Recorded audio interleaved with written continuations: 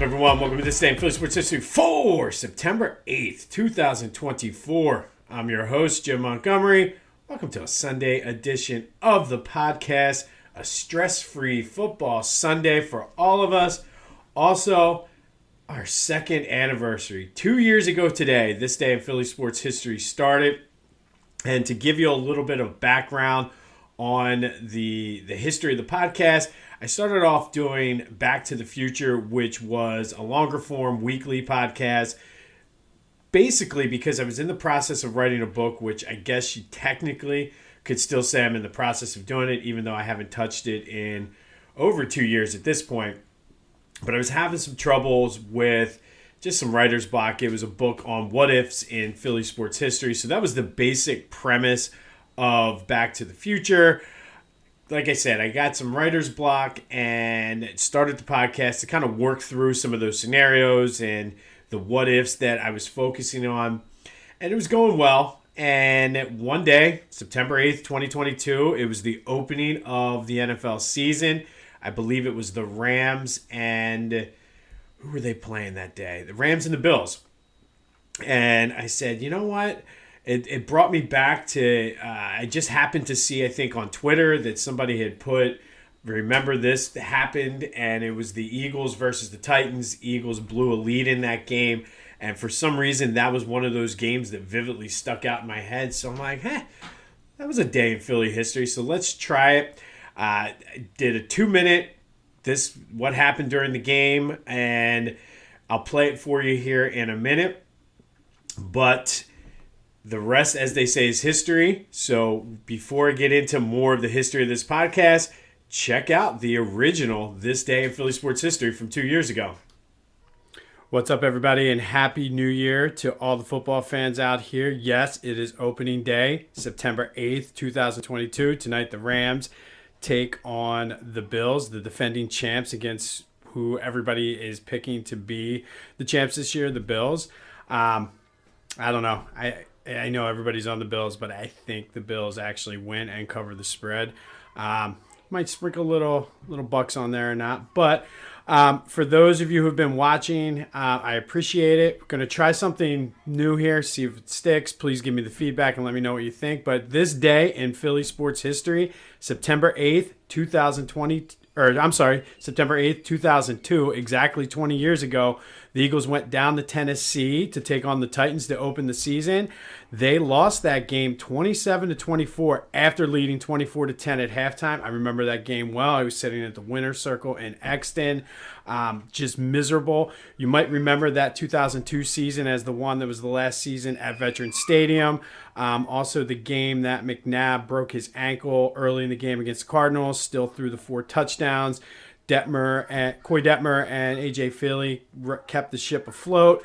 And unfortunately, one of the most disappointing games in my career as an Eagles fan and as a season ticket holder in attendance, the Tampa Bay NFC Championship game, where Joe Jurevicius is still running down Broad Street right now after that touchdown. Thanks, LaVon Kirkland. But more on that in a future episode. What if? We'll see what happens, but that one still stings to this day. But yeah, this day in Philly sports history, the Eagles went down to Tennessee and lost to the Titans 27-24. Be sure to check out Back to the Future wherever you get your podcasts, and check us out on YouTube. Happy New Year, everyone. So if you're watching it, you can see a lot of the lighting and everything is a lot different. If you're listening, the sound quality is slightly better. I still have issues with sound, but I'm trying. I need a Baba Booey, but that's another story for another day. But after that day, I continued it every day. And then October 3rd, I was like, you know what? This would be a good idea for a micro podcast. At the time, it was only 2 to 5 minutes. I was strictly focused on this day. And then it kind of hit me throughout the rest of that first year that I'm doing a lot of the state of Philly sports, as I like to say. But throughout 2023, there was a lot of the rest of 2024, I should say, there was a lot of overlap with Back to the Future. So a lot of the same things were overlapping, and there was just a lot of content that was the same. So beginning in 2023, Back to the Future. I retired it, and here we are this day in Philly sports history, 2 years later. It's opened up many, many doors for me. I do some work now with the Philadelphia Sports Hall of Fame. Obviously, the great people over at Philly Goat, Ryan and his team over there are amazing. I got to be a VIP for the League Apart panel discussion on the history of Negro Leagues in the Philadelphia area with Brian Michael. Great thing. Working with my boys over at the Clashing Conferences, had a chance to do multiple times, work with them, hopefully doing some more collaborations with them this season as well. Made some connections for more of a national podcast, the Bostonian versus the Book, two guys out in Vegas. So I kind of stay in touch with them and always are seeking advice and things from them, as well as the people that's sort of the brigade, as we called ourselves, who follow them and really just believe in what they're doing.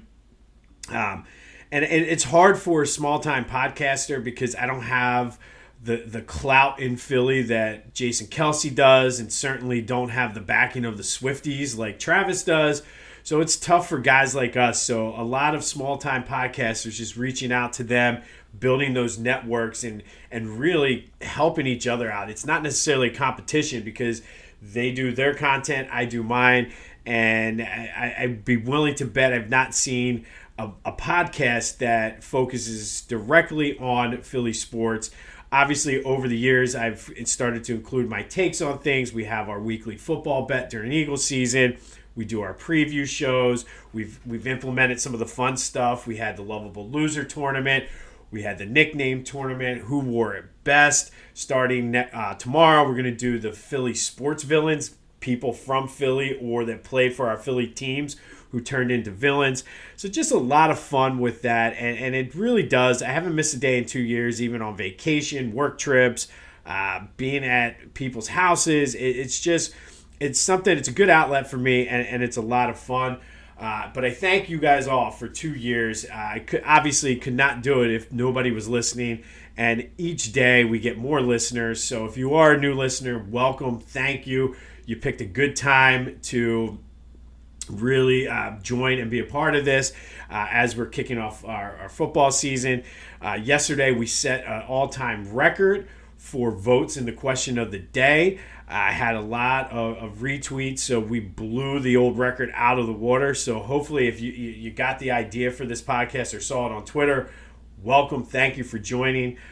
Some of my goals moving forward is because I talked about making the connections, was able to make some connections with some of the bigger Philly podcasts, Philly sports-based podcasts. So trying to always work and do some collaboration things with them. I had the opportunity to work with John Foley, who's now with a couple different spots here in Philly. PHLY. He is the Phillies guy for them. A lot of times him and I are on the same page with when we do Phillies this day sports history. So it's pretty cool that there's things going on, overlap. So hopefully the sky's the limit. There's some things that I kind of have on the back burner here that I can't really talk about that hopefully will take this into the next level for me. Obviously, I want to work this coming year on improving some of the production things. I have some ideas for some graphics and things like that. Obviously, I need a better microphone and probably a better camera. Baba Booey would be huge with that. I would love to work on something live, like a live watch party or live shows, maybe for a Phillies playoff game or an Eagles game coming up. So stay tuned for things like that. Always the dream since I was a kid to make this be a full-time job for me. So that's always in the background. But again, I don't have the Taylor Swift backing or the clout of Jason Kelce yet to do that. It's a slow burn, but in 2 years, we've certainly grown much more and much bigger than I've ever thought we possibly could. And again, that's a testament to you guys. So thank you. Obviously, I would love more sponsorship. I told you, KeyBank. If you're out there, the KeyBank keys to the game, it just has a nice ring to it. Everybody does car dealerships for the keys to the game. Why not a bank? So if you work for or know somebody from KeyBank, I'm telling you. But it is. I totally believe in this concept. I think it's an entertaining thing because we do have, despite not winning a lot of championships in Philadelphia, we have a rich sports history. And I think a lot of times we need to celebrate that and realize sometimes we're a good sports city. And I think it's easy to get caught up into, well, you don't have any championships, and especially recent years. Your team's choke. Philly fans are the worst. I will always be the voice of the Philly fan. I will always stick up for us when the national media, the local media, whoever, opposing fans rip us. But I really do believe in this concept. I think it's partly the former history teacher in me coming out. But I think doing it in an entertaining way is the way to go. And just living my dream, man. This is, like I said, since I was a kid, I originally went to Temple with hopes of being on ESPN someday. So I know ESPN is likely changing their kind of platform and format coming up in the next coming years. So maybe ESPN isn't the end goal anymore. But making this a full-time job and just being able to do this every day is amazing. The little kid in me, watching those guys on ESPN and the guy with I used to have a little, we all did, a boombox tape recorder, and I would broadcast the games. Like I would go over the stats and act like I was Harry and Whitey. So definitely living the dream. Sorry if my voice is cracking a little bit. That was a little bit of unexpected emotion there, but thank you all for your support. 2 years. This has been an amazing ride. Cannot wait to see what year 3 brings. Looking forward to it and really taking it. Like I think everybody always says a lot of times podcasts end within the first year of their implementation. Here we are going into year 3. And like I said, we have a strong foundation and it's a testament to you guys. Obviously, my family who knows when the door is shut, shh, Daddy's recording. Just amazing. And again, did not expect this level of emotion, but wow. But thank you all for listening. And if you are new, buckle up. It's always a lot of fun, especially when I get frustrated and go on a rant and drop some profanity laced tirades. But thank you. Subscribe to the YouTube channel. Follow me on social media, Jimbo_Mont, Twitter and TikTok, at Philly Jimbo on Instagram. And let's take it to the next stratosphere in year 3.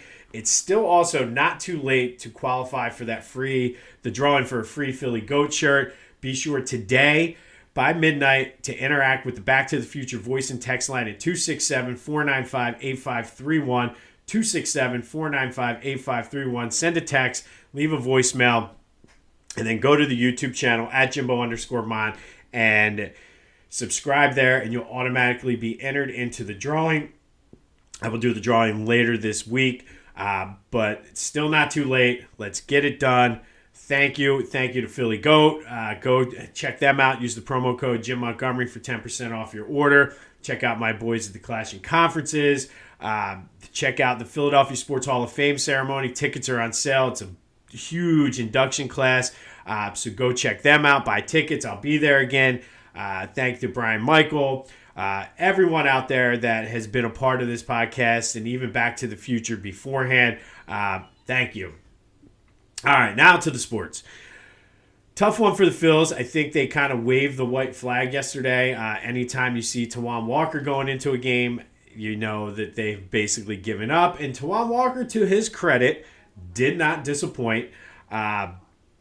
Yeah, I mean, Taijuan Walker's going to Taijuan Walker, I guess. Nolo, though, was not sharp, and I don't know. I feel like this is one of those times games like this happen. They had won 6 in a row. They were due for a loss. Offense cooled off a little bit from the 22 hit or whatever it was the other night. But, I mean, you lose games like this, but you can still win the series with a win today. Seth Johnson is making his Major League debut. He came over from the Orioles in the Gregory Soto trade. Who knows what's going to happen, but it's always exciting when guys make their Major League debut. It's a good day for the offense to get it going. They will be without JT for a couple more days. He's sitting out when he fouled the pitch off his knee the other day. But I don't know. I guess this would be the time to rest some of these guys. I don't know. I don't know. I'm starting to get concerned. I'll get more on that in a minute. From a standing standpoint, still tied with the Dodgers for the top seed. And since we own the tiebreaker, Phillies would be the top seed. 3 games up on the Brewers. Don't look now, but there is a new team in second place in the NL East. Mets are 7 games back. Braves are 8 games back. So that magic number remains at 14 to clinch the division. But hey, we got a lot of games coming up against the Mets, so we'll see how that plays out. And I don't want to get too far ahead of myself, but we know when the Phillies and the Mets are in a pennant race in September, we know what usually happens. If Taiwan's going to Taiwan, the Mets are going to Met. But that leads to the question of the day. Are you getting concerned with some of these injuries that the Phillies are getting, and is it just a good time to rest some of these guys? You got Bryce, who's dealing with whatever in his elbow. Alec Boehm, who's on the IL. JT, who's not on the IL, but sort of there. Austin Hayes, I know his is a kidney infection, so that's just more one of those bad luck type injuries. But are you concerned with the current state of the Phillies? Let me know on the Back to the Future voice and text line 267-495-8531. That'll get you in. It's a good way for you to qualify for that drawing for the free Philly Goat shirt. I'm not concerned yet, but I'm starting to trend in that direction, I guess. But let me know your thoughts. You also vote on social media. But the Back to the Future voice and text line 267-495-8531. Are you concerned with these little nicks and dings that the Phillies players are getting? All right, to recap yesterday's question of the day, and like I said, we blew the old record out of the water. But did you feel better or worse about the Eagles after seeing the game on Friday night? 92% of you agreed with me. You feel better. And the general consensus was, for the most part, the things that could be, or the things that needed to be fixed are things that can be fixed. And there was a lot of folks that said, hey, this was a contender in the NFC, and we beat them.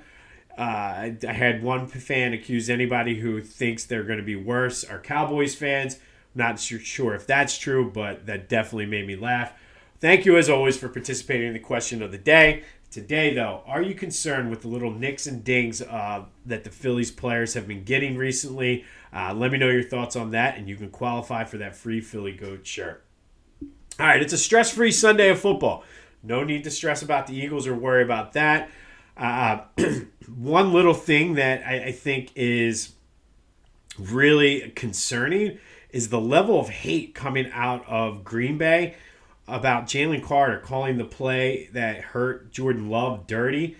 And, excuse me, I watched the replay, and it's one of those unfortunate ones. And Jalen, obviously, if you look at the replay, was trying to wrap him up the way you're supposed to so he cannot get out. It's a football play. If anything, I think it's easy to blame Jalen Carter because of his history, which is not fair. Not fair at all. It definitely is an unfortunate injury, but to bring up things about his past and call him a dirty player because of an unfortunate football injury is, to me, a little over the line and just kind of wild that that's where you would go. And to be honest, if you look at the play, if anything, you could say make the same case that Josh Sweat had a dirty hit too. I don't know. To me, it's unfortunate, and it's something that probably he's always going to have to deal with. But to bring his past and what happened with the car accident into a play that you could see, if he was going after just one of his legs, I could see your point. But he was trying to wrap up, and guys wrap up around the ankles all the time. So I get it. We'd be pissed off too, but it just, to me, was a little over the line. All right.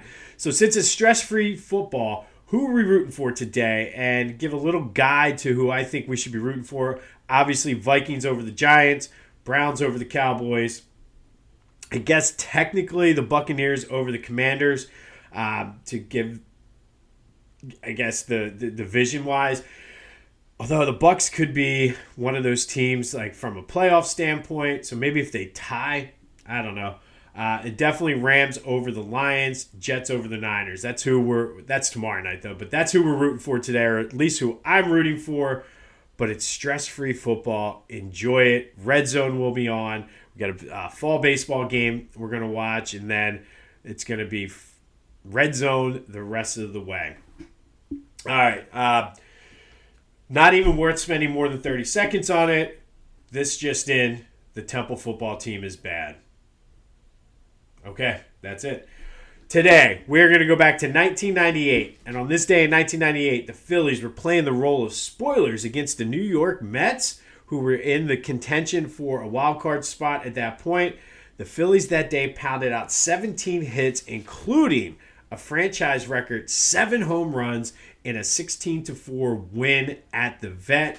Our old pal Bobby Estalella, most home runs with less than 200 career hits. Hit 2. Kevin Sefcik. I could never have said his name. Sefcik, whatever. Kevin, he hit 2. Rico Brogna hit 2, and then Marlon Anderson hit a home run in his first major league at bat to finish it off. Phillies also added 4 doubles as well. Paul Bird got the win, and it did help as the Mets finished 1.5 games behind the Cubs. Cue Nelson from The Simpsons. Phillies, for their cause that year, ended up 75-87. It was Francona's second year as the team, gave us hope.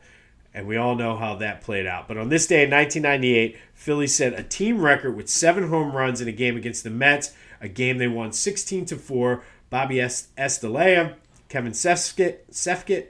Why can't I say Sefcik? Kevin Sefcik. All right, we got it. Kevin Sefcik hit 2. Rico Brogna hit 2. Marlon Anderson hit 1 in his first major league at bat on this day in 1998. Remember, tomorrow we start our Philly villains, guys that are either from Philly or play for Philly who turned into villains over the course of their professional careers. Excited to kick that off and have some fun with that. Thank you again for 2 years of being loyal listeners. Some of you I know have been here since day one. Thank you for that. It means so much to me. And if you are new, welcome. I hope you're here for the next 2 years, because these next 2 years, we're going to grow much bigger than what we did the first 2 years. So again, thank you for allowing me to live my dream. Thank you for spending time with me every day, whether it's 10 minutes, 30 minutes, depending on what I have to say and how tired I am. That determines how long sometimes the podcast is. But thank you again. I truly appreciate it. Be sure to interact with the voice and text line, and then subscribe to the YouTube channel to qualify for that free Philly Goat shirt.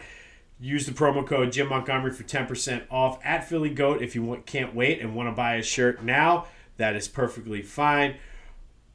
This has been a blast. And again, I thank you. I truly, truly appreciate it. Go enjoy your stress-free football today. It's a beautiful thing. Looks like it's going to be a beautiful day. So go enjoy. This has been This Day in Philly Sports History for September 8th, 2024. My name is Jim Montgomery. And until next time, I'll see you when I see you.